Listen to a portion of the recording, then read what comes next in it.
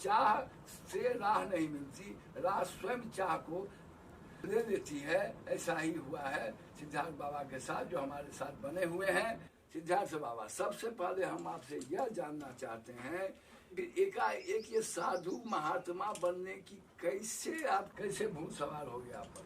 देखिए, असल में ये भूत नहीं है, ये माँ का आशीर्वाद है। अच्छा, माँ की कृपा है, क्योंकि जब मैं छोटा था, मेरे पिताजी मध्य प्रदेश में हुआ करते थे, नवोदय विद्यालय में पोस्टेड थे। 1000 सीढ़ी चढ़ के माँ बमलेश्वरी की मंदिर थी, डोंगरगढ़ जगह का नाम था, राजनांदगांव डिस्ट्रिक्ट में पड़ता। बमलेश्वरी माँ बगलामुखी का ही उभ्रंश नाम था। तो मैं माँ की वहाँ जाकर के दर्शन करता था, थोड़ी देर बैठता था, फिर वापस चला। माँ का प्रभाव था या माँ का आशीर्वाद मुझे नहीं पता, लेकिन वहाँ से आने के बाद राजराजेश्वरी माँ देवी मंदिर में यहाँ मुजफ्फरपुर में मैं जाने लगा। वहाँ भी माँ से बहुत लगाव होने लगा। फिर उसके बाद बगलामुखी में जाने का अवसर मिला।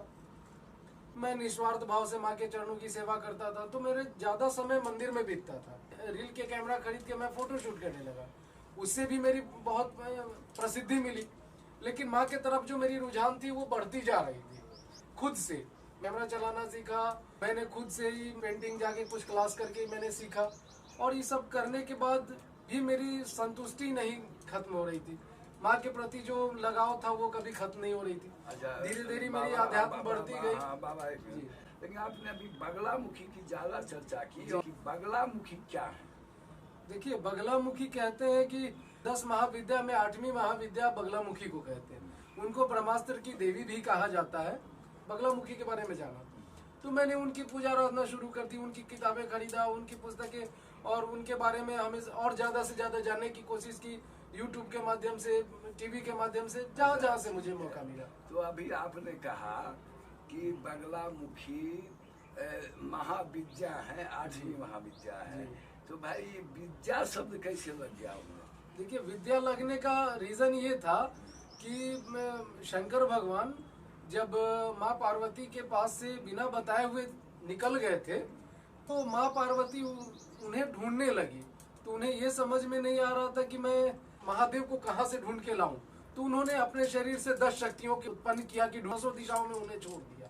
वही 10 शक्तियां जब शंकर भगवान को ढूंढ के लाई और उन्हें बताया कि भाई आप माँ को बता के जा सकते थे, आपने ऐसा आपने नहीं किया तो माँ बहुत परेशान हो गई, इसलिए हम लोगों को उन्होंने उत्पन्न किया कि ढूंढ के लाओ। तो शंकर भगवान ने कहा कि आप लोग तो महाविद्या हो, क्योंकि आपने मुझे ज्ञान दिया कि मुझे उनको बिना बताए नहीं जाना चाहिए, इसलिए महाविद्या जो है उनका उन लोगों का नाम पड़ा। इसलिए 10 दिशा से थी तो 10 महाविद्या पड़ी। बहुत अच्छा, बहुत अच्छा। ये बहुत कठिन प्रश्न था, लेकिन आपने बड़ा अनुकूल जवाब दिया। अच्छा, अध्यात्म तो ऐसे भी आप कर सकते थे, उनकी साधना। ये जो आपका स्वरूप जो है बदला हुआ, इसकी क्या जरूरत पड़ी आपको? बगलामुखी के बाद मुझे थोड़ा समय मिला माँ वैष्णो देवी का सेवा करने का। तो माँ वैष्णो देवी गुफा के अंदर है, तो गुफा के अंदर मैं गर्मी के समय में गया था पहली बार, अभी का ही समय था। तो मैं गर्मी में जब गया तो वहाँ इतनी तेज गर्मी पड़ती थी कि कपड़ा सहन नहीं होता था। तो मैंने कपड़े उतार दिए अपने शरीर से और सिर्फ धोती पहन करके बैठने लगा। और उसके बाद धीरे धीरे वो मेरी आदत में शामिल होती चली गई। गर्मी से फिर जाड़ा आया, जाड़ा से बारिश हो गई, लेकिन मुझे पता ही नहीं चला कि अब मुझे कपड़ों की आवश्यकता है। तो मैंने धीरे धीरे कपड़ों को त्याग दिया। अब मुझे न गर्मी का आभास होता है, न ठंड की आभास होती है, न बारिश की आभास होती है। तो मैं यूं ही रहना शुरू कर दिया। मतलब यूं कहा जाए कि आप विदेह बन गए। देह में तो है, लेकिन देह विहीन है, वो उसको किसी चीज का आभास नहीं हो, वो विदेह कहलाता है। जैसे न तो आपको ठंडक का आभास होता है, न गर्मी का आभास होता है, न आप कड़ाके की ठंड में कपड़ा पहनते हैं, न चिलचिलाती धूप में कपड़ा पहनते हैं। मतलब आप विदेह हो चुके हैं। खैर, अब ये बताइए कि आपने व्यक्तिगत चर्चा में एक बार कही थी कि आप एक तरह से मर गए थे और फिर कैसे कैसे जिंदा हो गए। पूर्व में मेरी विवाह हुई थी, तो उस समय मैं फोटोग्राफी कर रहा था। तो मुझे मतलब लड़की वालों ने मुझे देखा, मुझसे भी मेरे पिताजी लोगों से मिल करके मेरी शादी तय की गई। मैंने बिना देखे विवाह किया और फिर उसके आने के बाद मैंने उसे उतना प्रेम दिया जो एक परिवार को दिया जाता है। लेकिन इसी बीच मुझे भी जॉब हो गया था नवोदय विद्यालय में पार्ट टाइम में। तो मैं वेस्ट बंगाल में पोस्टेड था। तो ऑफिशियल काम से मैं राजगीर आया तो पता चला वो एडमिट है डिलीवरी के लिए, तो मैं टेलीफोनिक छुट्टी लेकर प्रिंसिपल सर से आ गए। और फिर पता चला कि उसका ब्लड लॉस हो रहा है, तो मैं अपने शरीर से दिया 2-3 बॉटल मैंने ब्लड दिया, मेरे कुछ रिलेटिव लोगों ने दिया, लेकिन हम उसे बचा ना सके। मेडिकल जाके उसने दम तोड़ दिया। उस सदमे को हम नहीं बर्दाश्त कर सके, जिसके कारण कुछ मैंने ऐसा खा पी लिया जिसके कारण मेरी मृत्यु हो गई। सदर अस्पताल ने भी मृत घोषित कर दिया, लेकिन घर वालों ने, भाई था मेरा, वो ले गया मेडिकल वालों ने भी मेरी बॉडी को 72 घंटे के नाम पे रखा कि भाई 72 घंटे से ज़्यादा हम नहीं रख सकते, उसके बाद आप ले जाना। लेकिन 72 घंटे से भी ज़्यादा मैं पड़ा रहा वहाँ, लगभग 5 दिन हो गए थे। उसके बाद घर पे इंफॉर्मेशन आया कि मेरी सांसें चल रही है, मैं ठीक हो गया। तो फिर से ट्रीटमेंट वगैरह हुआ और मुझे फिर बचाया गया, फिर मुझे लाया गया। तो माता की असीम कृपा हम कह सकते हैं कि उन्होंने मुझे पुनर्जन्म दिया। तो ये भी एक वजह था कि माँ की सेवा में और उनके पीछे अगाध प्रेम मेरी बढ़ गई। अच्छा, और अब जो प्रश्न है वो पारिवारिक है जी कि हर पत्नी चाहती है कि आधुनिक मेरे पति का ही ऐसा स्वरूप नहीं हो, पैंट शर्ट टाई बेल्ट लगा के चले, तो क्या आपकी पत्नी इसका विरोध नहीं करती है? देखिए, पत्नी करती हैं, लेकिन जब उन्हें कोई प्रेस करता है, जैसे परिवार से लोग हो गए या उनके फ्रेंड्स लोगों के बीच के लोग हो गए, तो लोग उनको करते हैं कि अरे तुम्हारा पति ऐसे घूमता है, तुम उसको नहीं कुछ कहती। तब वो मुझे कहती, देखिए लोग हमको ऐसे कहते हैं, थोड़ा आप जींस पैंट पहन लेते तो बड़ा अच्छा लगता, आप टी शर्ट पहन लेते तो बहुत स्मार्ट लगते, थोड़ा दाढ़ी छोटा करवा लेते। तो जब उनको लोग कहते हैं तो वो कहती है ऐसे, वो मुझे वो कबूल करती है कि हाँ आप जैसे भी हो, मेरे पति हो, मेरे साथ हो।